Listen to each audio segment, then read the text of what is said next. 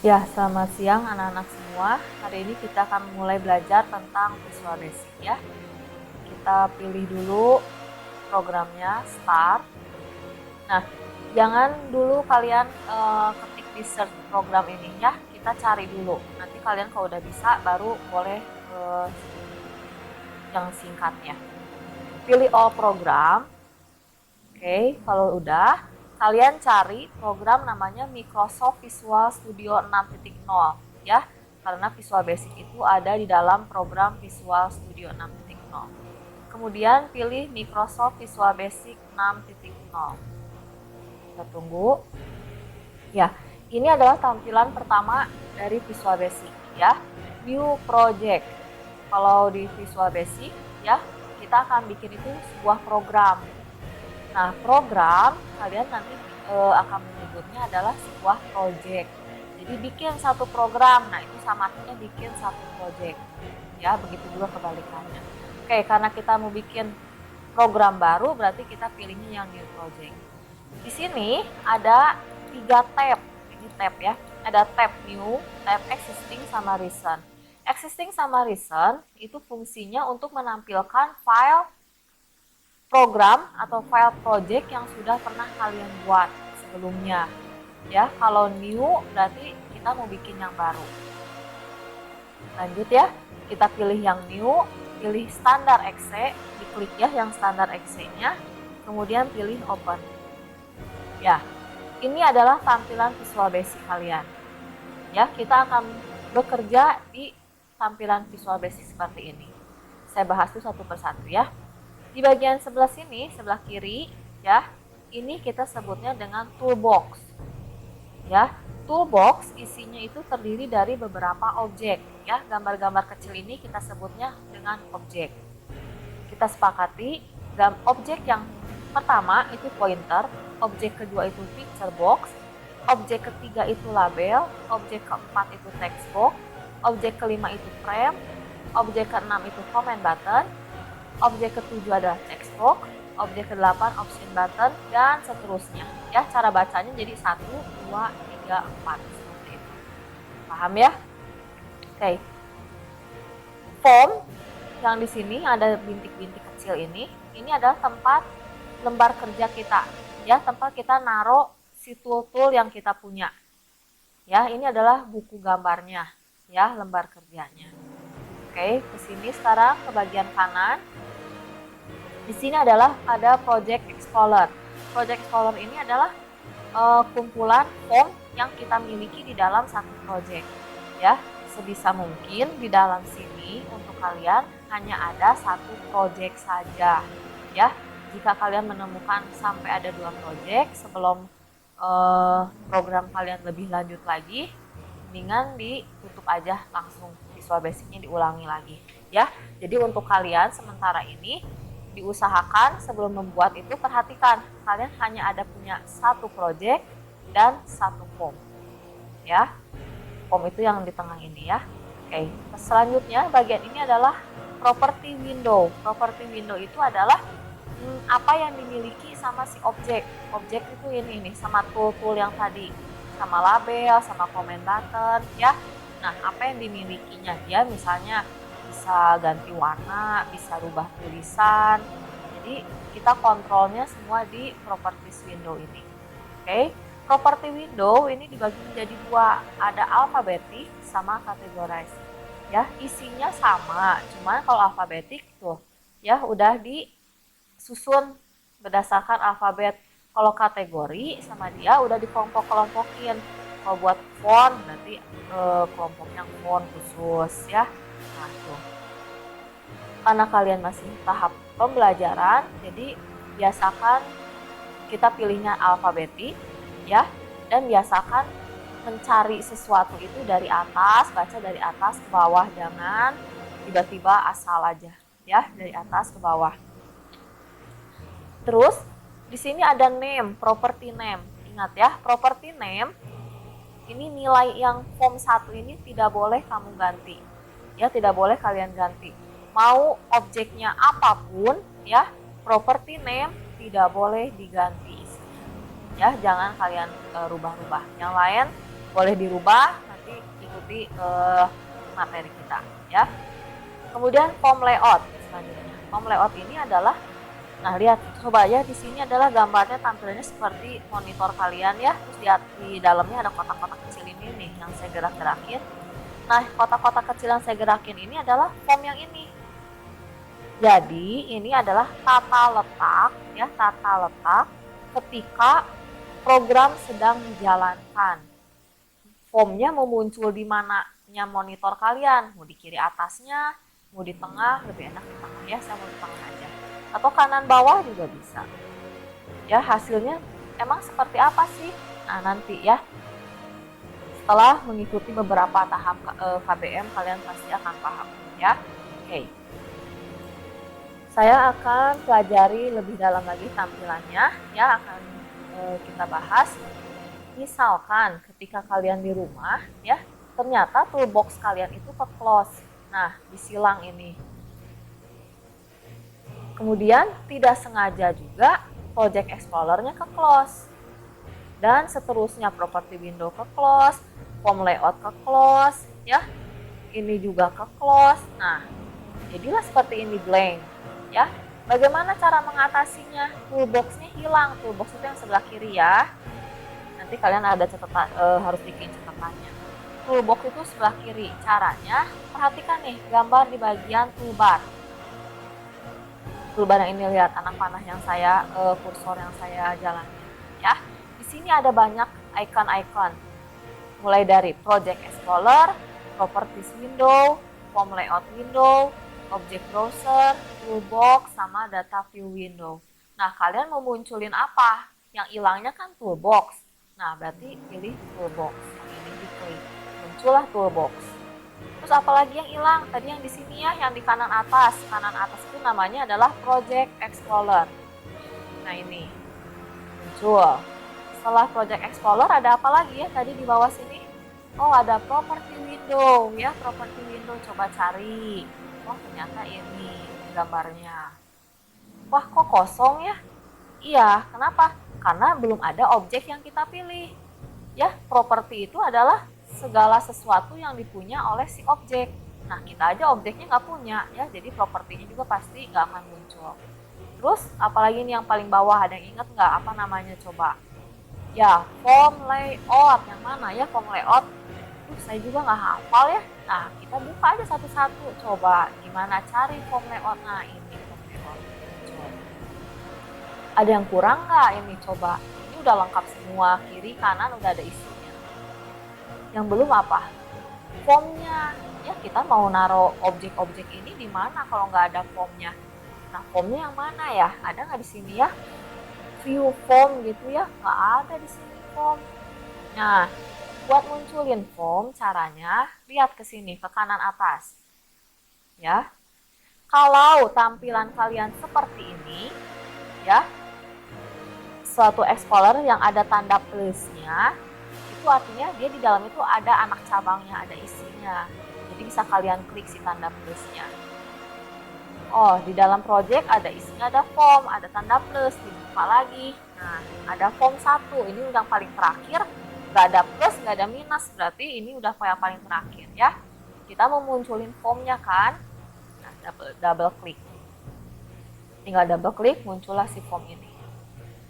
Tidak sengaja ya, kalian mendouble klik ini form ini dan bagian layout formnya. Nah, secara tidak sengaja kalian melakukan hal seperti ini.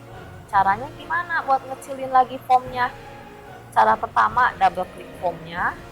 Bisa ya, double klik lagi tulisan form 1 yang biru-biru ini, tolong di double klik. Nah, untuk yang layout form yang putih-putih ini, gimana caranya? Lihat di sebagian kanan sini. Ya, sizing buttonnya ini ada 2 bagian. Yang paling atas sekali ya, ini adalah sizing button untuk Visual Basic keseluruhan. Bagian yang kedua ini adalah untuk form layout yang tadi. Nah, tinggal diklik yang tengahnya. Mau kegedean ya. Ternyata desainnya nih saya kurang lebar, gimana ya, kurang besar. Ini mau dibesarin aja deh, nggak apa-apa. formnya buat tempat gambarnya kurang besar, mau saya besarin. Nah, di sini kan ada titik-titik poinnya.